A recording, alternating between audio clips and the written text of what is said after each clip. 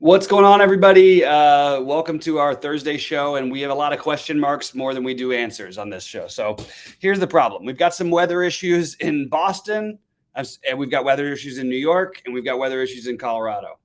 Pretty much all the games you want to play outside of Toronto. So while I think these games play, I do think it's worth just noting that there is some risk involved, and maybe taking one-offs, or unless you're doing some sort of a stack with those games, maybe that's just not the right idea on a small slate like tonight.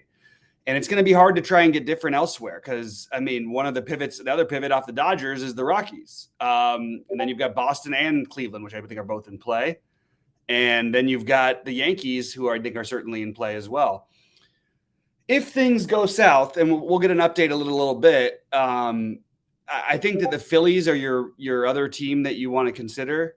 I could certainly see an argument for, this is the weird one, but I still think there's an argument to be made for the Rangers against Ohtani, and you just get ultimate leverage with that. I think that Houston is probably not a good bet tonight because, and I don't like Seattle much either. But it is concerning. And I'll just say what I'm doing right now. I have the Blue Jays and Dodgers a lot of places, but what I'm doing is leaving a lot of money on the table in certain spots. So at least I won't have to worry about being duplicated. But it still doesn't feel like the optimal thing to do to play players in baseball with this high of an ownership, especially when we factor in the weather concerns. I think that the Blue Jays are almost as good a bet as the Dodgers today. I really like the Blue Jays. And I think if you want to build them as your primary and use a few Dodgers as your secondary stack, I think that's totally viable.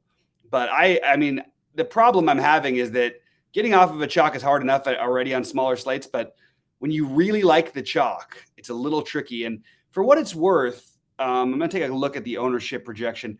I don't have the Blue Jays being owned that much on DK. I'm a little surprised that it's not higher than they are. I think that they're all terrific, and Vlad is my staple at first base today.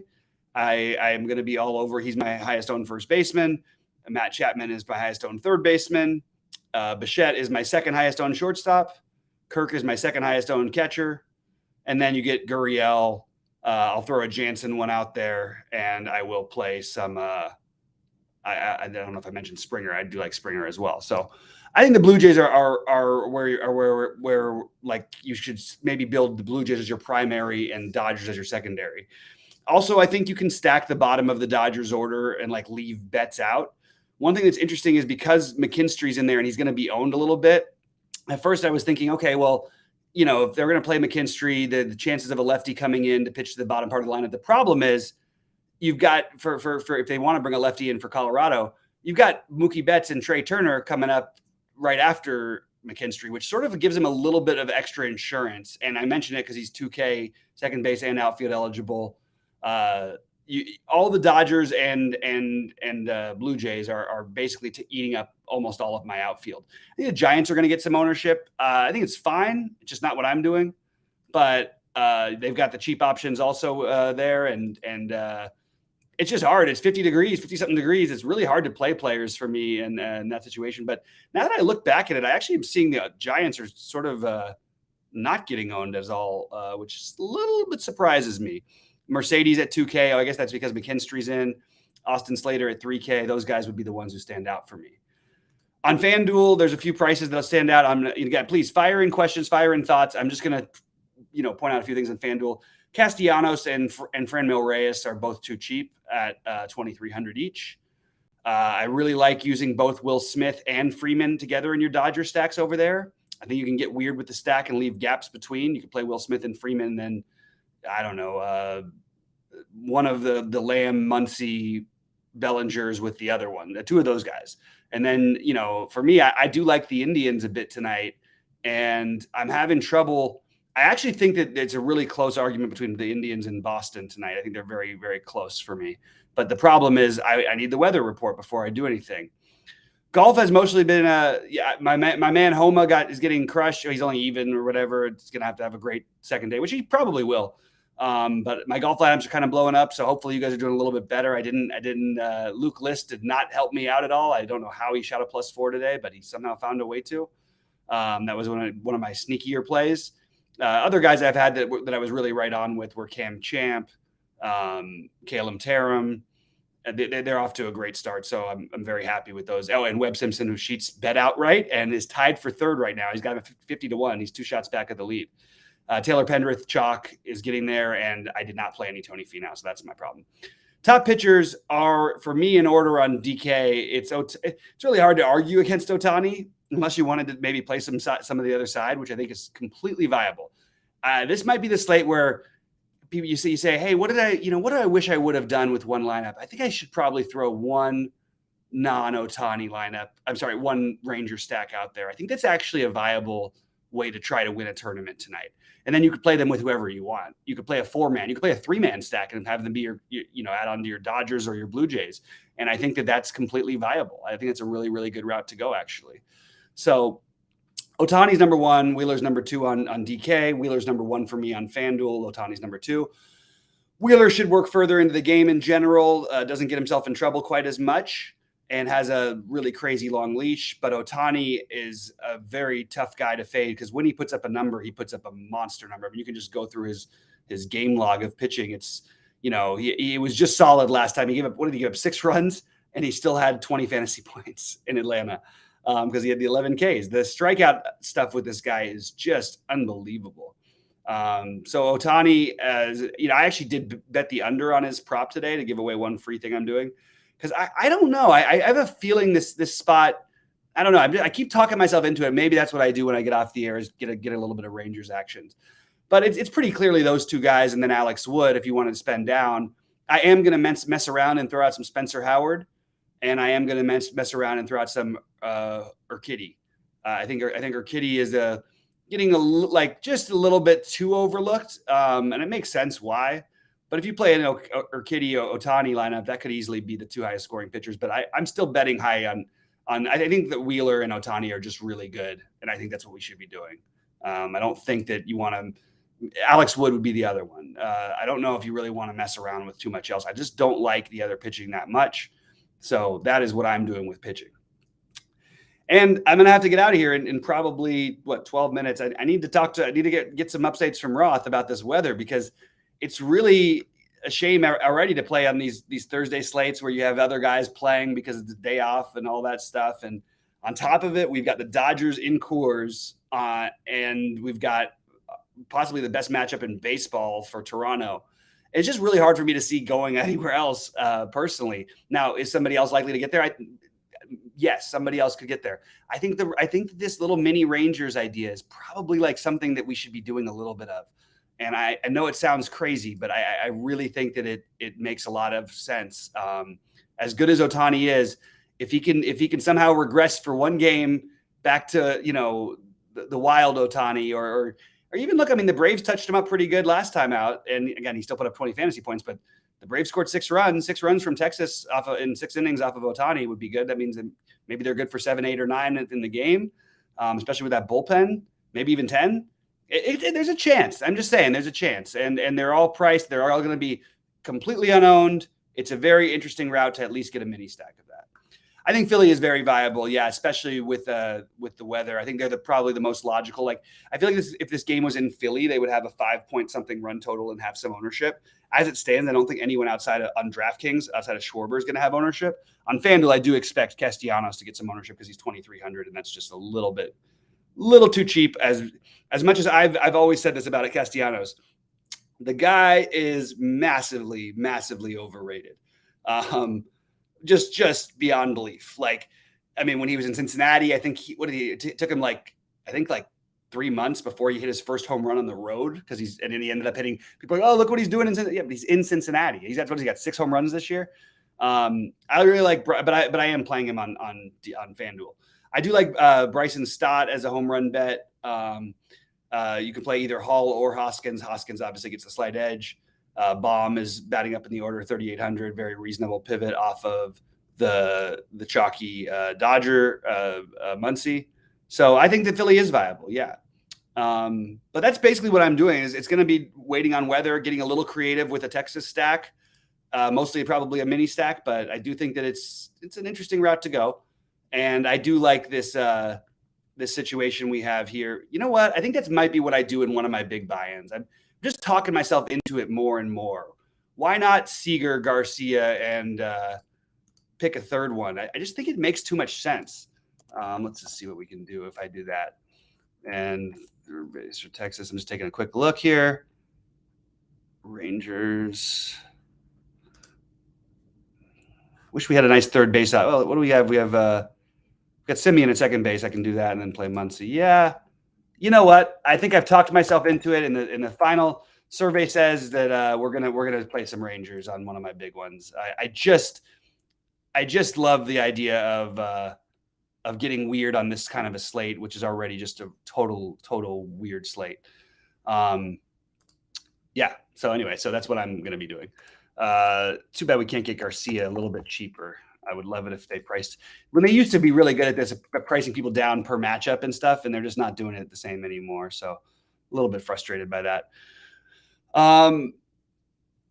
Taylor Ward is another guy who stands at 2,900, who I think is a very viable play on FanDuel as well. You know, I think people will play more Benintendi, but I'll always side with the guys with the power upside, and Taylor Ward certainly has that, especially in this matchup against Howard, who just hasn't been any good. I really like this lineup I just built here, but I would like to try and find a way to get Adolis Garcia in it, but I currently don't have that. Boy, that, you know what? It feels really good. That's one thing I love, just being off the chalk, because you just know, you know what? If my guys get there tonight and the other guys don't get, if Colorado's nothing's happening, and then late in the day you get the boom from first inning and a couple of home runs from your Texas, you just feel like you got a chance. You know what I mean? It's really hard to win trying to restack with the top teams. Even though I've done that before successfully, it's just frustrating. All right, guys, fire on any questions. Otherwise, I'm going to get out of here because I don't see a whole lot going on in chat. We kind of expect that on Thursdays. Please do like and subscribe if you haven't already. We really appreciate it. And happy to answer anything relates to anything.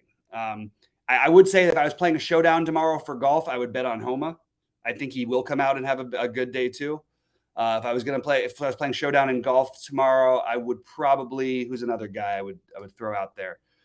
Siwoo had a good day. I like Siwoo in general. I actually almost wish he had a worse of a day because he'd be lower owned he won't be owned that much in the showdown, I don't think, anyway. I think Patrick Rogers could have a good day. I think Zalatoris is a really strong bet too. I mean, these are obviously the expensive guys, and Cantlay you can throw in the mix. I think all those guys are going to end up putting it together before all's there. Please don't ever ask me questions in Discord while we're on a show. It just it never helps. It always just distracts from the show. So please only ask questions while on this channel, while we're on this channel. Afterwards, you can tag me if you want to, and that's fine. But I don't answer questions when I'm on air. And I'm trying to do that. I'm saying I don't answer questions on air. So don't ask questions in Discord while I'm on air, please. But ask me anything you want here. Please fire them on in. I want ideas. I want thoughts. I'm not going to tell anybody what I'm doing with Boston and Cleveland yet because there's not an answer for that. I can't promise. No, I can't promise. Look, I do the best I can updating, and we're getting questions already in there about, closer to first pitch. I will say as best as I can what I'm doing, but you got to ask me right then, and hopefully I answer. But it's really, really hard when you're shuffling and adjusting lineups to try and, especially with nights where I have like hundreds, to try and just let everybody know. I end up doing it sometimes after the slate locks because I can't do it all at the same time. Tonight's easier because it's not as hard. It's not as much out there. But what I'm doing right now is I'm still keeping I'm keeping it in stacks. That's basically the answer to the question. I'm going to play some of I'm going to keep my Boston stacks. I'm going to keep my Cleveland stacks, mostly mini stacks. But I'm not going to I'm not going to play one-offs from that game. It's pretty simple. Yeah, I like the idea. I mean, the Yankees have got risk also, by the way, with weather. But yeah, the 4 Yankees and 4 Blue Jays. I think that's that's sharp. I think that could work out well for you, Rich. Don't believe what people say when they talk. I mean, now we have weather to worry about, so I understand it. That's why you sort of do the stack or fade thing.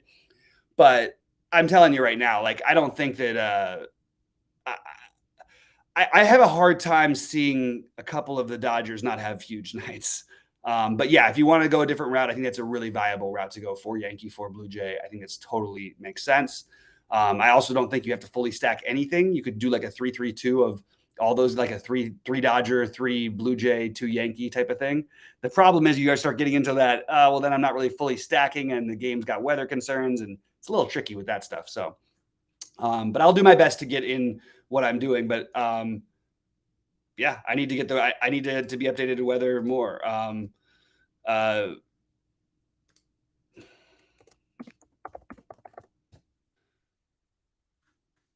Yeah. Let's see if there's anything else. Looks like we're running out of questions here. And I think that's pretty much all we got. It's pretty much all she wrote for today's slate, unless we until we find out a little more about weather. And I am no weatherman. I'm just going to read through all the weather I can, try and figure out what I can, and go from there. That's what I'll be doing. I don't know.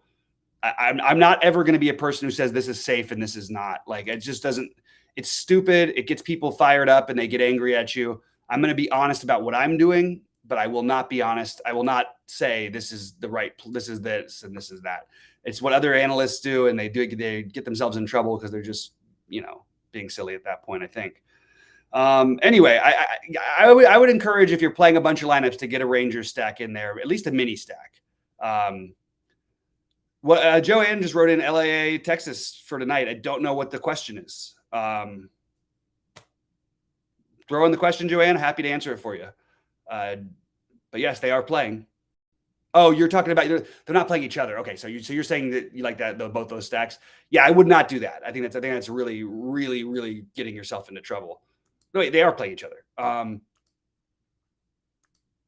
Yeah, I'm not full stacking that game, but I mean, the Angels are a very hard team to want to stack. They're just terrible. It's really hard to want to stack one of the worst offenses we've seen in recent memory, which is very strange.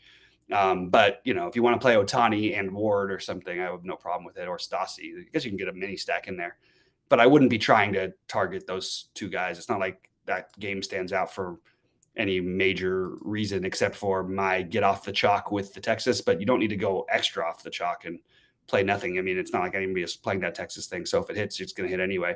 You also have the best pitchers umpire in baseball, the best pitchers umpire on the slate in that game. So that's another thing to be concerned about a little bit as far as stacking goes. And of course, in Toronto, we have Alfonso Marquez, who is just awful. But it's really weird because he's an extreme hitters umpire, pretty much according to most people. But the weird part is, like, I watched this guy miss calls where he's like missing by like 7 inches. Like the pitches are nowhere near the plate and he misses those calls. Yeah, LA Dodgers, Texas, it makes a lot more sense to me than the. You don't need to go super over the top contrarian, but could it hit? Sure. I think both the Angels and Rangers have a chance of hitting tonight. I would lean more on the Angels are the more obvious side, and the Angels are going to have some ownership as a because of that. But it's really hard to stack the Angels when you can't play Ohtani, and so then we're playing with Rengifo. That doesn't feel good. Taylor Ward, Jared Walsh, Brandon, Max Stassi, all fine. Everybody else it's an awful lineup. Like, that is a really, really awful lineup. That's one of the worst lineups I've seen.